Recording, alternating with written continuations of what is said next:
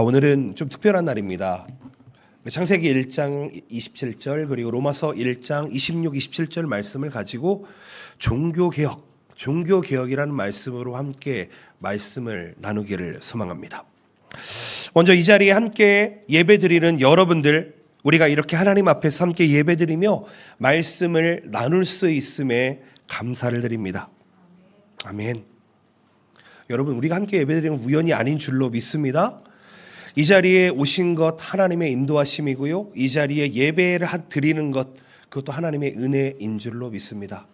저는 오늘 이 짧은 시간을 통해서 함께 말씀을 나누면서 하나님의 말씀을 우리의 말씀, 능력의 말씀으로 받는 귀한 시간 되기를 소망합니다.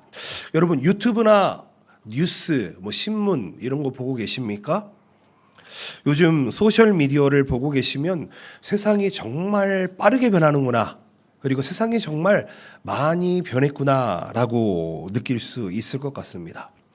사실 저도 가끔이지만 1년에 한두 번 한국에 가게 되면은요, 이렇게 주문하려고 해도 쉽지가 않더라고요. 사람이 주문을 받지는 않습니다.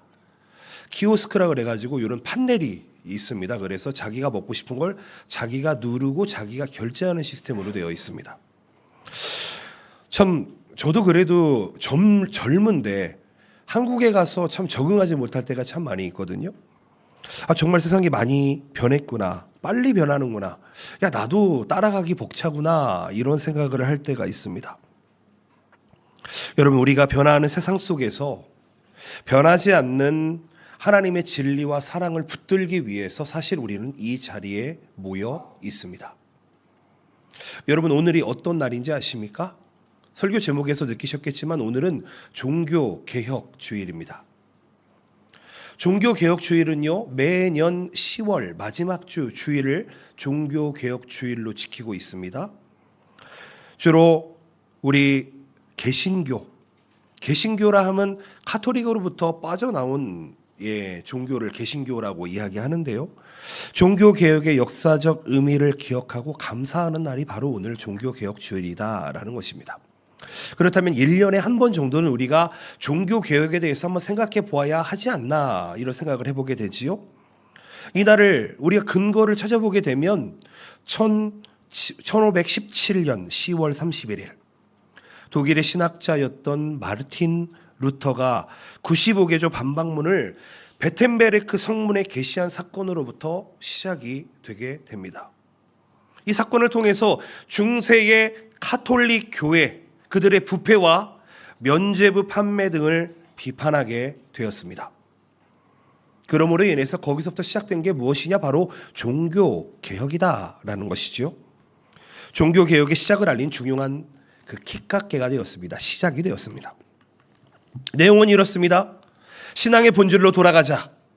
성경 중심의 신앙을 강조하는 그런 메시지가 나타나게 됩니다. 그리고 오직 믿음에 의해서만 구원을 받는다.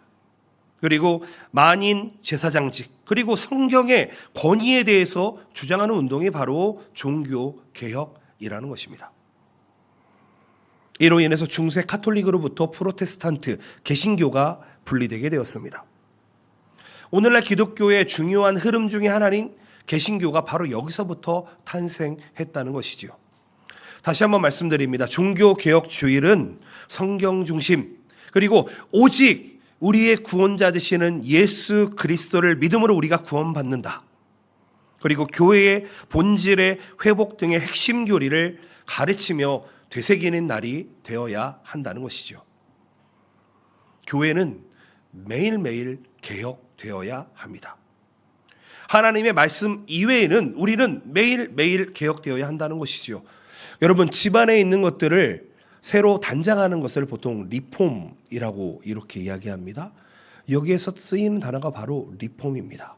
개혁이라는 단어가 리폼드, 이 단어가 개혁주의의 기본이라는 것이죠. 그렇다면 그런 의미에서 저는 오늘 좀 민감한 이야기를 한번 나누어 봤으면 좋겠습니다. 우리가 신앙생활을 하는데 우리는 매일매일 개혁을 하고 있느냐라는 것이죠. 요즘 한국에서는요, 포괄적 차별금지법이라고 하는 큰 이슈가 지금 논란이 되어지고 있습니다. 아마 보신 분들도 계실 거고 오늘이 무슨 날인지 아시는 분도 계실 것 같습니다. 차별이라는 말을 듣게 되면은 우리는 보통 겉으로는 긍정적인 느낌을 받게 됩니다. 그리고 차별하지 말자라고 얘기하면 그것이 정의로운 것이라고 생각될 때가 있습니다.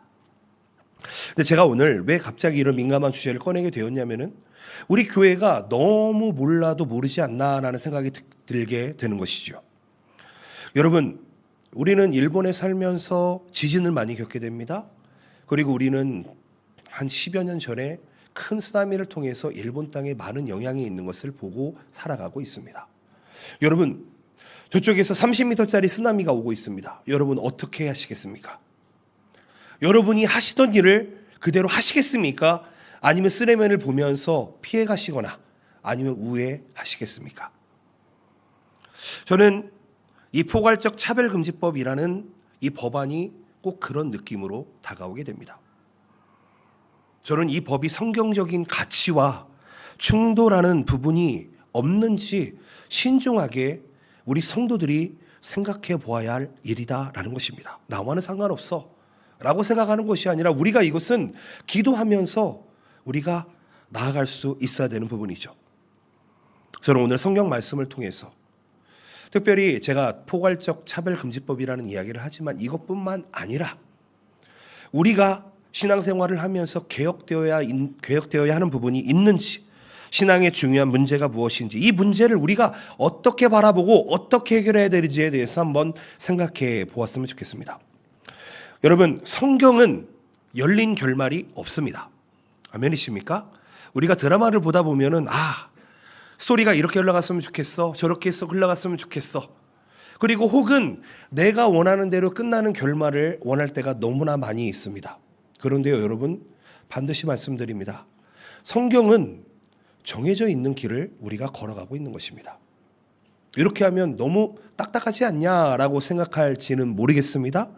그런데요, 하나님의 창조 질서는 하나님께서 이 땅을 창조한 시점부터 지금까지, 그리고 이 땅이 끝나는 종말 때까지 다르지 않을 것이라는 것입니다.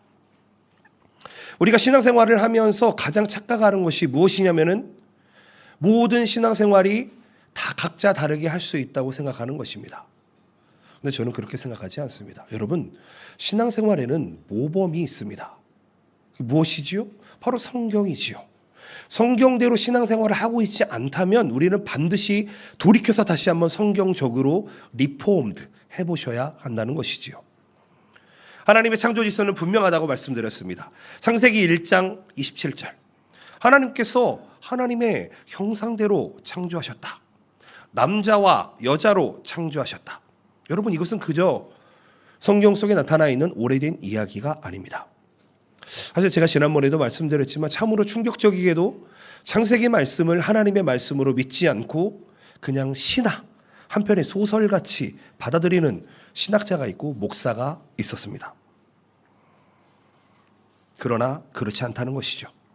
로마서 1장 26절에서 27절 말씀을 보실까요? 성적 타락에 대한 경고와 더불어서 하나님께서 창조 질서를 왜곡하는 것을 죄로 여기신다라는 것이 분명히 기재되어 있습니다. 저는 오늘 말씀을 통해서 우리가 이것을 어떻게 이해하고 우리의 삶에 닥쳐져 있는 이 상황과 이 모든 것들을 우리가 어떻게 해석하고 믿음을 지키며 살아갈 수 있는지에 대해서 한 말씀을 나눠보았으면 좋겠습니다. 첫 번째입니다. 창조 질서와 존엄성. 하나님께서 세상을 창조하셨을 때 모든 것을 질서 있게 만들었습니다. 코스모스라는 단어가 사용이 되어집니다. 그런데 우리가 죄인이 됨으로 말미암아 하나님으로부터 떠남으로 말미암아 우리에게 주어진 게 무엇입니까? 코스모스가 아닌 카오스가, 혼돈이 우리에게 주어졌다는 것입니다. 하나님께서 인간을 창조하는 목적이 무엇입니까? 그것은 하나님의 형상대로 지음받고 하나님의 뜻을 드러내는 삶을 살아라 라는 것이 하나님의 뜻이죠. 다시 한번 1장 27절, 창세기 1장 27절을 볼까요? 하나님이 자기 형상 곧 하나님의 형상대로 사람을 창조하시되 남자와 여자를 창조하시고. 이 말씀은 분명히 우리에게 이야기하고 있습니다. 그것이 무엇이냐면 우리 인간은, 우리 사람은 단순히 진화의 산물이 아니고 하나님의 특별한 창조물임을 말씀하고 있다는 것입니다. 저는 이 말씀이 오늘 여러분들에게 믿어지시기를 예수님의 이름으로 축복드립니다. 하나님께서는 남자와 여자를 인간으로 창조하셨습니다. 그 관계 속에서 하나님의 창조의 뜻을 드러나도록 계획하셨습니다. 이것은 단지 남자 여자라고 하는 육체적인 차이뿐만 아니라 그들의 역할의 관계에서 하나님의 영광을 드러내는 중요한 역할을 한다는 것이지요.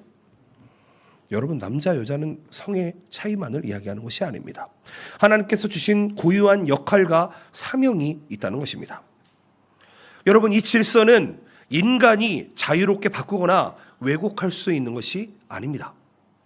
성경은 하나님이 창조하신 질서를 인정하고 따르는 것이 복된 삶이다.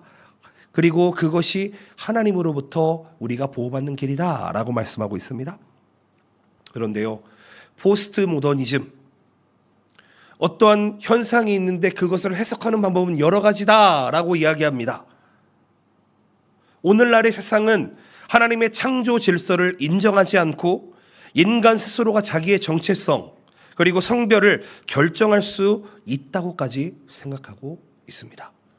당연히 제가 이렇게 얘기하면 나는 별로 느껴지지 않는데 라고 생각할지 모르겠습니다. 그런데요, 이런 것들이 벌써 여러 나라에서 통과되었고 여러 나라에서 많은 문제들이 일어나고 있습니다. 전 세계적으로 성별의 구분을 없애려고 하는 시도가 증가하고 있습니다. 여자와 남자의 차이를 무시합니다. 성별을 스스로 선택할 수 있다고 이야기합니다. 하나님의 창조 질서를 왜곡하고 있습니다. 이러한 시도는 인간의 자유성을 극대화시킵니다. 그리고 하나님의 계획과 질서를 무시하게 됩니다. 결국은 불신으로 나아간다는 것이죠. 제가 목사이기 때문에 이렇게 이야기하는 것이 아닙니다. 여러분, 우리는 지금 위기 의식을 느끼고 신앙생활을 해야 되는 그런 현실을 살아가고 있습니다. 다시 한번 말씀드립니다. 쓰나미가 오시는데 여러분 가만히 계시겠습니까? 아니면 방법을 모색해 보시겠습니까? 우리는 하나님의 형상대로 지어진 존재로서 하나님의 뜻을 살아야 하는 성도들입니다. 그것이 곧 우리의 존엄성이 되어야 한다는 것이지요. 우리가 세상을 기준으로 살아가게 된다면 우리의 존엄성은 사라지고 하나님의 뜻과 계획은 무너져 버리게 될 것입니다. 로마서 1장 26절 27절 말씀, 오늘 본문 말씀이지요. 이러한 질서를 왜곡할 때의 결과를 이렇게 경고하고 있습니다. 이 때문에 하나님께서 그들을 부끄러운 욕심에 내버려 두셨으니 곧 그들의 여자들도 순리대로 쓸 것을 바꾸어 영리로 쓰며 그와 같이 남자들도 순리대로 여자 쓰기를 버리고 서로 향하여 음욕이 부릴 듯하며 남자가 남자와 더불어 부끄러운 일을 행하여 그들의 그릇 때문에 상당한 보응을 그들 자신이 받았느니라. 여러분, 창조 질서를 어길 때에 인간은 그릇된 길을 걸어갈 수밖에 없다라고 이야기하고 있습니다. 사실 오늘 종교개혁주의를 맞아서 한국에 있는 많은 교단의 교회들이 모여가지고 집회를 하는 걸로 알고 있습니다. 한국에서 제기되고 있는 포괄적 차별금지법이라고 하는 것은 겉으로는 평등과 공정을 이야기합니다. 그러나 그 속에는 하나님의 창조 질서를 부정하고 인간이 스스로의 자신의 존재와 역할을 정할 수 있다는 오만한 사고방식이 들어있다는 것입니다. 여러분, 차별을 없애자는 것은 존중받아야 마땅한 일입니다. 그러나 그 과정에서 하나님의 창조 질서와 인간의 정체성을 왜곡하는 시도가 그 안에 포함되어 있다면 우리는 그것에 대한 분명한 인식이 있어야 되고 그리고 그 반응이 있어야 된다는 것이죠. 여러분, 일본에서도 마찬가지입니다. 오늘 일부 예배를 끝나고 일본 분 한 분과 이런 얘기를 했습니다. 일본에도 LGBTQ 그 법안이 통과되었다고 합니다. 일본에서도 성적 다양성을 인정하자는 시대적 흐름이 강해지고 벌써 우리나라보다 한참 전에 그게 통과되었습니다. 국가나 정부는 성적 소수자들에 대한 차별을 없애기 위한 법안을 논의 중입니다. 일부에는 이 법안이 성경적인 가치와 충돌하고 있다는 우려를 제기함에도 불구하고 여러분, 그것은 아마도 통과될 것이고 막지 못할 가능성이 있을 수도 있습니다. 이러한 상황 속에서 우리가 어떻게 살아가야 되겠습니까? 우리는 복음의 진리를 붙들고 하나님의 창조 질서가 우리의 존엄성을 세우며 우리의 자존감을 세우며 우리 신앙의 크리스천으로서의 가치관을 세울 수 있다는 것을 기억하며 선언해야 할 것입니다. 여러분, 사실 제가 포괄적 차별금지법이라는 한 가지의 주제를 이야기했지만 제가 이야기하고 싶은 것은 이 한 가지가 아닙니다. 이것뿐만 아니라 많은 부분들에 있어서 우리 성도들이 모르는 영역들이 너무 많다는 것이죠. 이해하지 못한 들이 너무 많다는 것이죠. 우리가 안에서 진리 이외의 모든 것을 리폼하며 나아가야 되는데 우리가 그렇게 살지 못한다는 것입니다.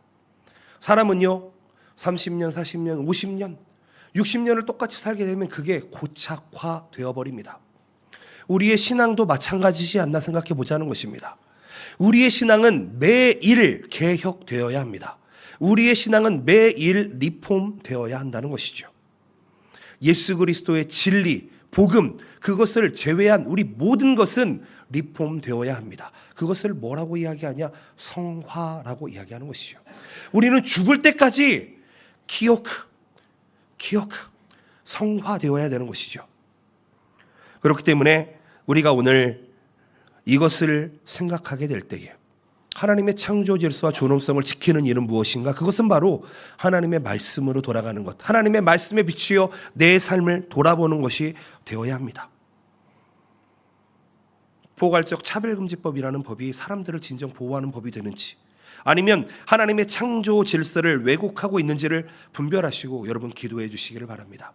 아직 한국은 그 법이 통과되지 않았습니다. 그런데요, 여러분, 동성애 결혼이 합법화되기는 얼마 남지 않았습니다. 그렇기 때문에 우리는 언제나 성경적으로 깨어있고 하나님의 말씀으로 깨어있을 수 있으시기를 축복드립니다. 여러분, 몰라서 지은 죄가 되지 않는다고 생각한다면 여러분 그건 큰 착각입니다. 모르는 것도 때로는 죄가 될 수 있습니다. 그 얘기인즉슨 무엇입니까? 우리가 신앙생활하면서 가장 먼저 알아야 되는 것은 우리를 창조하신 하나님에 대해서 알아야 되고요, 하나님의 말씀에 대해서 알아야 한다는 것입니다. 이 말씀을 알 때 우리는 바르게 서서 흔들리지 않고 신앙생활을 할 수 있게 될 것입니다. 아멘. 두 번째로 생각해 볼 수 있는 것은 이것입니다. 죄의 왜곡 그리고 구원의 길이라는 것으로 생각해 봅시다.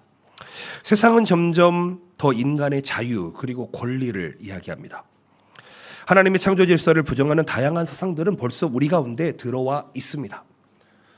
여러분, 청년들에게 한번 물어보시기 바랍니다. 너 동성애에 대해서 어떻게 생각해? 라고 물어보면 그냥 후끈히 보통 이렇게 이야기할 것입니다. 뭐 어때요? 그럴 수도 있죠. 라고 하는 대답을 저는 많이 들어보았습니다. 포괄적 차별금지법을 통해 겉으로는 평등과 인권을 보호하려는 목적을 내세우지만 사실은 그 이면에는 하나님의 창조 질서를 왜곡하는 요소들이 많이 들어있다는 것입니다. 이러한 상황 속에서 우리는 하나님의 말씀을 통해 올바른 기준을 세우고 세상이 제시하는 잘못된 가치관에 사실 우리는 맞서 싸울 수 있어야만 합니다. 로마서 1장 24절 25절 말씀 보실까요? 그러므로 하나님께서 그들의 마음의 정욕대로 더러움에 내버려 두사 그들의 몸을 서로 욕되게 하셨으니 이는 그들이 하나님의 진리를 거짓 것으로 바꾸어 피조물을 조물주보다 더 경배하며 섬김이라. 주는 곧 영원히 찬송할 이시로다. 아멘. 이 구절을 보게 되면 우리가 죄인인 우리의 죄가 어떻게 인간의 마음과 사고를 왜곡시키는지 분명히 알 수 있습니다. 세상은요, 조물주 하나님을 경배하기보다 인간의 자율성, 욕망을 더 높이고 결국 하나님의 진리를 왜곡합니다. 아마도 포괄적 차별금지법이 다루고 있는 내용 중에는 성적 다양성이라는 것이 들어가 있습니다. 성적 다양성에 대한 존중, 그것을 포함하고 있습니다. 즉 성적 소수자에 대한 차별을 없애야 한다라는 주장, 저도 동의합니다. 여러분, 우리는 차별을 해서는 안 되는 존재들입니다. 그런데 성경적인 기준으로 보게 될 때에 성적인 혼란 그리고 왜곡을 우리가 인정해 버린다? 하나님의 세우신 창조 질서를 위반하게 될 확률이 무진장 높습니다. 성경은 이렇게 이야기합니다. 남자와 여자의 관계를 통해서 하나님께서 세상을 창조하시고 그 안에서 질서를 유지하게 하셨습니다. 그러나 죄로 인해 인간은 그 질서를 깨뜨리고 자신이 원하는 방식으로 세상을 해석하고 살아갑니다. 예를 들어 보겠습니다. 동성애, 성전환, 여러 가지 성적 지향성들에 대한 논의라고 하는 것은 사실 하나님의 창조 질서를 직접적으로 반대하고 있습니다. 레위기 18장 22절에 이렇게 나와 있습니다. 너는 여자와 동침함 같이 남자와 동침하지 말라. 이는 가증한 일이라. 신명기 22장 5절 말씀 이렇게 되어 있습니다. 여자는 남자의 의복을 입지 말 것이요 남자는 여자의 의복을 입지 말 것이라. 이같이 하는 자는 내 하나님 여호와께서 가증한 자이니라. 아멘. 제가 너무 옛날 구절을 가져와 가지고 얘기하니까 지금의 문화와 맞지 않다라고 생각할지도 모르겠습니다. 그런데 이 구절은요, 무엇을 이야기하고 있습니까? 하나님께서 성별 그리고 성이라는 이 관계에 대해서 어떻게 정하셨는지를 우리는 명백히 이야기할 수 있다는 것입니다. 어떤 목사님이 이렇게 이야기합니다. 하나님은 왜 아버지이십니까? 어머니는 안 됩니까? 이렇게 이야기합니다. 여러분은 어떻게 생각하십니까? 여러분, 우리가 세상을 살아가고 있는데 이 세상은 벌써부터 하나님의 말씀을 거부하고 자신의 욕망에 따라 새로운 질서를 만들어 가고 있습니다. 여러분, 인간의 죄라고 하는 것은 하나님부터 멀어지는 것뿐만 아니라 무질서와 혼란 가운데 우리를 살아가게 한다는 것이죠. 포괄적 차별금지법은 이런 혼란을 법적으로 보호하려는 시도를 하고 있습니다. 성적인 혼란과 하나님이 정하신 관계를 부정하는 행동들, 오히려 정상적으로 보호받아야 할 대상으로 그들을 끌어오고 있다는 것입니다. 그러나 우리는 하나님을 믿는 사람들입니다. 하나님이 주신 성경 말씀을 신뢰하는 사람들입니다. 성경은 우리에게 분명한 해답을 주고 있습니다. 제가 말씀드렸습니다. 성경은 열린 책이 아니라 닫힌 책이다. 열린 결말이 아니라 닫힌 결말이다. 우리는 죄를 미워하되 죄인에 대해 사랑을 베풀라는 명령을 받은 사람들입니다. 여러분, 하나님의 구원의 길은 사실 우리뿐만 아니라 누구에게도 열려 있습니다. 그 길로 나아가기 위해서는 딱 한 가지만 하면 된다는 것입니다. 그것은 바로 그 죄를 회개하고 예수 그리스도를 받아들이는 것, 그리고 하나님의 뜻에 순종하는 것입니다. 고린도전서 6장 9절에서 10절 말씀을 한번 보실까요? 불의한 자가 하나님의 나라를 유업으로 받지 못할 줄을 알지 못하느냐. 미혹을 받지 말아라. 음행하는 자나 우상 숭배하는 자나 간음하는 자나 탐색하는 자나 남색하는 자나 도적이나 탐욕을 부리는 자나 술 취하는 자나 모욕하는 자나 속여 빼앗는 자들은 하나님의 나라를 유업으로 받지 못하리라. 너희 중에 이와 같은 자들이 있더니 예수 그리스도의 이름과 우리 하나님 성령 안에서 씻음과 거룩함과 의롭다 하심을 받았느니라. 아멘. 여러분, 우리도 죄인이었습니다. 또 모르겠습니다. 지금 우리도 죄를 짓고 있는지도 모르겠습니다. 이 말씀을 통해서 우리 깨달을 수 있는 게 무엇입니까? 그것은 바로 우리도 그들과 다르지 않다는 것입니다. 우리도 죄 가운데 있는 사람들이었습니다. 그러나 여기에서 이야기하고 있는 것이 무엇입니까? 죄 가운데 있는 사람이다 할지라도, 그들이 성소수자라 할지라도, 동성애를 하고 있다 할지라도 그들이 하나님 앞에 회개하고 돌아온다면 회복될 수 있다를 이야기하고 있습니다. 성적 지향성과 동성애가 태어나면서 가지고 있다고 이야기하는 학자들이 있습니다. 때로는 후천적으로 발달된다고 이야기하는 사람들이 있습니다. 근데 저는 한 가지는 말씀드릴 수 있습니다. 죄는 지금부터 있었던 것이 아니라 아담과 하와 시대부터 창세기 3장 시대부터 계속 이어져 온 문제라는 것이죠. 죄라고 하는 것은 하나님과 우리 사이를 분리시키게 됩니다. 이 분리를 회복할 수 있는 방법은 오직 예수 그리스도의 십자가와 부활을 통해서만 우리는 죄로부터 자유롭게 되는 줄로 믿습니다. 중요한 것은요, 우리가 세상의 지식과 세상의 이 가치관에 굴복하지 않고 하나님의 진리를 붙잡는 것이다라는 것입니다. 혹 포괄적 차별금지법이라는 같은 법안이 우리에게 다가온다 할지라도 우리는 그 법안을 단순히 그냥 하나의 법이구나라고 생각하는 것이 아니라, 혹은 그게 죄를 합리화하고 하나님의 질서를 무너뜨릴 수 있는 그런 부분이 있지 않는지 면밀히 검토하고 여러분, 막을 수 있으면 막아야 되지 않겠습니까? 성도들은요, 사랑과 진리 안에서 바르게 판단할 수 있어야 합니다. 그리스도의 마음으로 세상에 하나님의 뜻을 선포하는 것이 우리들 성도가 되어야 한다는 것이죠. 다시 한번 말씀드립니다. 죄는 세상에서의 구원을 왜곡시킬 때가 있습니다. 저는 이 자리에서 말씀드립니다. 혹 차별금지법이 통과되어서 예수 그리스도가 구원이라고 이야기했을 때 저에게 불이익이 있다 할지라도 저는 그렇게 선포할 것입니다. 이 세상의 구원의 길은 오직 예수님밖에 없습니다. 그것이 성경이 우리에게 이야기하는 것이고요. 우리는 그것을 믿고 나아갈 수 있어야 한다는 것입니다. 그리고 우리뿐만 아니라 우리 가족들, 우리 주변에 있는 많은 사람들에게 그 복음, 복된 소식을 전할 수 있어야 한다는 것입니다. 여러분, 제가 이 자리에 서서 지금 이야기하는 것이 포괄적 차별금지법을 반대하자라는 이야기가 아닙니다. 단순히 반대하는 역할로 끝나는 것이 아니라 하나님께서 우리에게 주신 참된 진리를 세상에 드러내자 말씀드립니다. 말씀을 맺었으면 좋겠습니다. 오늘 이 자리에서 함께 예배드리신 여러분, 이 종교개혁주의를 맞이해서 저는 한 가지 문제에 대해서 한번 생각해 보자라고 말씀드렸습니다. 하나님의 창조 질서, 그것이 우리에게 회복되어 있는지 한번 돌아보자는 것입니다. 우리 안에 있는 죄, 이것이 혹 왜곡되어져 있지는 않는지 돌아보자는 것입니다. 차별금지법에 대한 문제는요, 단순히 사회적 이슈를 넘어서게 됩니다. 하나님의 말씀과 창조 질서를 어떻게 지킬 것인가에 대한 우리의 신앙적 결단을 이야기하고 있다는 것입니다. 나와 상관없는 것이 아니라는 것입니다. 여러분, 우리는 하나님의 형상대로 창조된 존재들입니다.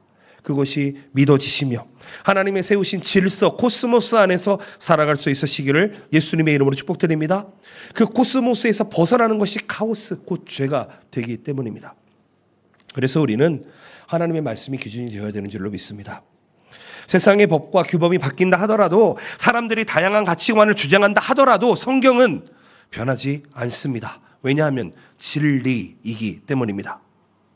창세기 1장 27절, 하나님의 창조 목적은 분명합니다.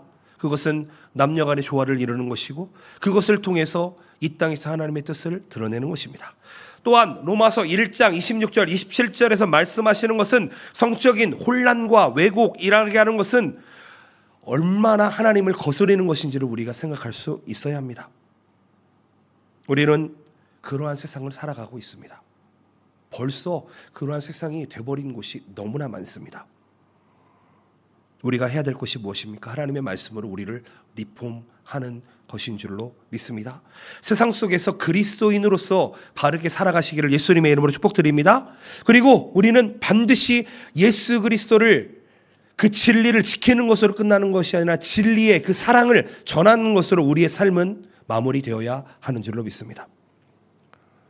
세상은 종종 그리스도인들은 좀 배타적이야, 차별적이야 라고 낙인 찍고 우리의 믿음을 왜곡하려고 합니다.